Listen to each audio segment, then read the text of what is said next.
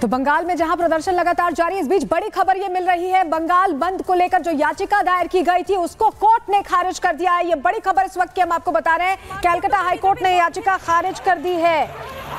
12 घंटे का बंगाल बंद बुलाया गया था, इसको लेकर Calcutta high court chief justice CS शिवांगनम और जस्टिस हिरण्मय भट्टाचार्य ने इस याचिका को खारिज किया है।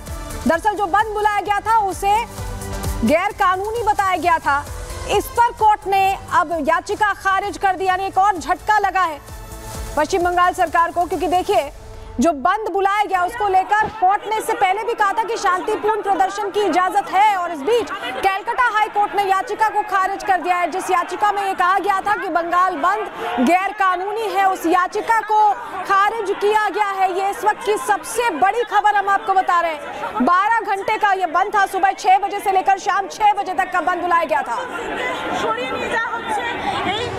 तो लोकतंत्र की आवाज को दबाने का जितने प्रयास ममता सरकार की पुलिस ने किया, ममता सरकार ने किया, उस सबको एक के बाद एक झटका लगता दिखाई दे रहा है। जहां पे कल एक तरफ प्रदर्शनकारियों पे लाठीचार्ज किया गया, आंसू गैस के गोले छोड़े गए, उनके साथ बर्बरता की गई, तो वहीं दूसरी ओर आज जो भारत बंद का आह्वान किया गया था उसे भी चुनौती दी गई कोर्ट में। हालांकि वहां से भी सरकार को या यूं कहे तो झटका लगा दिखाई दे रहा है ममता सरकार को। दूसरी ओर जो डॉक्टर्स है वो लगातार सड़कों पर बने हुए हैं, जमे हुए हैं। उनकी ओर से लगातार ये मांग की जा रही है कि जो न्याय की प्रक्रिया है उसमें देरी हो रही है। इनकी ओर से ये भी कहना है जस्टिस डिलेड जस्टिस डिनाइड, जो देरी हो रही है उसको लेकिन ये सवाल खड़े कर रहे हैं, नाराजगी जाहिर कर रहे हैं, और अभी भी यहाँ पे जिनका प्रोटेस्ट है वो चल रहा है। वहीं दूसरी ओर ममता सरकार की पुलिस है जो लगातार बर्बरता था पूर्ण रवैया अपनाए हुए है। कल भी हमने देखा था, आज भी हमने देखा है कल किस तरीके से प्रोटेस्ट कर्मियों पर लाठीचार्ज की गई थी, वाटर कैनन छोड़ा गया था।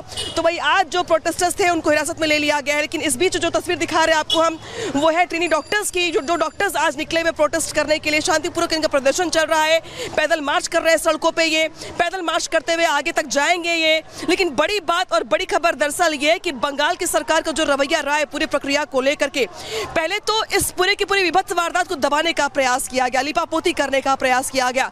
इसके बाद जब दुनिया भर की नजरें इस घटना पे जम गई तो ममता सरकार ने यह प्रयास किया कि इसके खिलाफ जो आवाजें उठ रही है उसको दबा दिया जाए। प्रदर्शन करने वाले बीजेपी नेताओं पर, आम कार्यकर्ताओं पर, आम लोगों पर, महिलाओं पर, पुरुषों पर, सब पर लाठियां भाजी गईं। इसके बाद आज जिस तरीके से भारत बंद का आह्वान किया गया है, शाम 6 बजे तक ये बंद का आह्वान किया गया है, लेकिन यहाँ पर भी हम सुबह से देख रहे हैं कि जो पुलिस है वो जाके जबरन बाजारों में दुकानों को खुलवा रही है, शॉपिंग कॉम्प्लेक्सेस को खुलवा रही है, और इनकी ओर से कहना है कि दरअसल आपको बंद की परमिशन नहीं दी गई है। ऐसे में जब ये मामला कोर्ट पहुंचा तो कोर्ट से भी यहाँ पे ममता सरकार को बड़ा झटका लगा है। उस झटके के साथ साथ ये जो तस्वीरें दिखा रहे हैं आपको बंगाल की सड़कों से, कोलकाता की सड़कों से, ये आज आंख खोलने वाली ममता सरकार के लिए कि आप चाहे जितना भी आवाज को दबाने का प्रयास कर ले, चाहे जितनी भी आपकी पुलिस बर्बरता कर ले, लाठीचार्ज कर ले, हिरासत में ले ले, वाटर कैनन का इस्तेमाल करे, लेकिन जो विरोध की आवाज है वो उठकर रहेगी, चाहे डॉक्टर्स हो, चाहे वो कल के प्रोटेस्टर्स हो। और इस बीच जिस तरीके से यहाँ पे जो प्रोटेस्टर्स हैं वो यहाँ पे देखिए कि किस तरीके से आगे बढ़ रहे हैं, जिस तरीके से जो बीजेपी के तमाम नेता हैं वो भी आज घर से बाहर निकले थे, चाहे रूपा गांगुली हो, चाहे इसके अलावा বন্ধ করলে যাও, আগে প্রধানমন্ত্রী নরেন্দ্র মোদীর বিরুদ্ধে বন্ধ করো, যিনি আজ পর্যন্ত শুধু এজেন্সি লাগিয়ে মানুষের উপর অত্যাচার করা ছাড়া উত্তরপ্রদেশের ঘটনায় পদত্যাগ করেনি, রাজস্থানের ঘটনায় পদত্যাগ করেনি, আসামের ঘটনায় পদত্যাগ করেনি, মধ্যপ্রদেশের ঘটনায় পদত্যাগ করেনি, এমনকি মণিপুরের পরিবারগুলোর কাছে ছুটে যায়নি। আর আসামে তো এনকাউন্টার করে মেরে দেওয়া হলো, যে অভিযুক্ত তাকে মেরে দেওয়া হলো। মনে রাখবেন কালকে ছবিতে আমরা দেখেছি ডেড বডি নিতে এসেছিল কালকে, পুলিশ এতটাই সংযত ছিল, কারো মাথা ফাটিয়ে দিয়েছে, কারো চোখ কেড়ে নিয়েছে, কারো কান ফাটিয়ে দিয়েছে, কারো হাত পা ভেঙে দিয়েছে। তাও পুলিশকে আমি কালকের জন্য স্যালুট জানাই, ওরা সংযত থেকে নিজের রক্ত দিয়েছে, কিন্তু বিজেপি চক্রান্তের কাছে কোনো ডেড বডি তুলে দেয়নি, এটা মাথায় রাখবেন।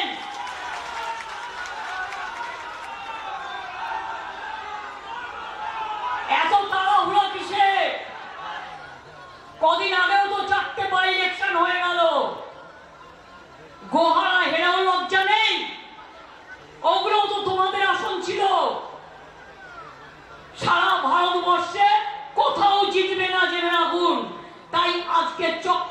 করে।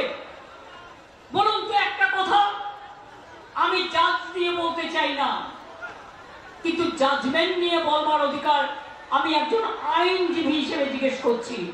আমি আইনে প্র্যাকটিস করেছি অনেকদিন। কখনো কখনো বলুন, মহারাষ্ট্রের কোর্ট বনকে নিষিদ্ধ ঘোষণা করতে পারে, সেখানে কারা অ্যাপ্লাই করেছিল? বন দেখেছিল বিরোধী দল। মহারাষ্ট্র হাইকোর্ট বললেন বন্ধ ইল্লিগাল, বন্ধ হবে না। কেরালা হাইকোর্ট তার আগে বন্ধকে নিষিদ্ধ করেছেন, আরো অনেক কোর্ট করেছেন। কলকাতায় তো সাধারণ মানুষ আমি শুনেছি পিল করেছিল। আপনাদের উচিত ছিল না একটু নড়ে চড়ে বসার? আমি আইনজীবীদের বলবো, মনে রাখবেন, বিজেপিকে এই জায়গাটা কোর্টে ছেড়ে দেবেন না। মানুষ কোর্টে গিয়ে যেন বিচার পায়, সেই জায়গাটা দেখবেন। অভিষেক বলল আমাদের পুলিশ টাইম পেয়েছে 4 দিন। আমি এবার আপনাদের বলি, আমি ঝাড়গ্রামে ছিলাম, আমি 9 তারিখে ফিরছিলাম বিকালের দিকে।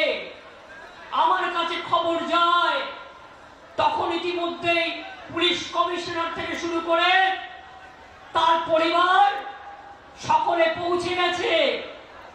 আমি তাদের সাথে কথা বলে যা যা করণীয়, জুডিশিয়াল ম্যাজিস্ট্রেট ডাকা থেকে শুরু করে, দেখুন ঘটনা একটা দুর্ভাগ্যজনক ঘটেছে, তারপরের অ্যাকশনটা যাতে কোনো লোক।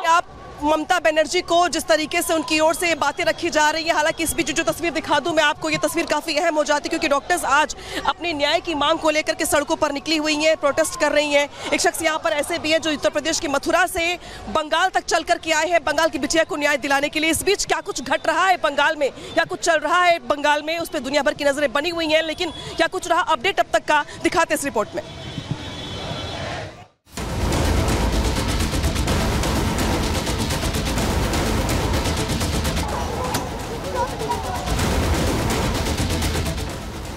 संजय ने क्या क्या छिपाया, अरूप वो सब बताएगा। 8-9 अगस्त की रात क्या हुआ, संजय राय का दोस्त यही कहानी सुनाएगा। महिला डॉक्टर के साथ हुई दरिंदगी की पूरी टाइमलाइन अरूप दत्ता बताएगा। करीब 20 दिन बाद भी कोलकाता डॉक्टर रेप मर्डर की गुत्थी सुलझ नहीं पाई। देश की सबसे बड़ी जांच एजेंसी सीबीआई पिछले 15 दिन से मामले में तफ्तीश कर रही है। 100 से ज्यादा लोगों से सवाल जवाब किए जा चुके हैं। आरजीकर कॉलेज के पूर्व प्रिंसिपल डॉक्टर संदीप घोष और आरोपी संजय राय समेत कई लोगों के पॉलीग्राफ टेस्ट भी कराए जा चुके हैं।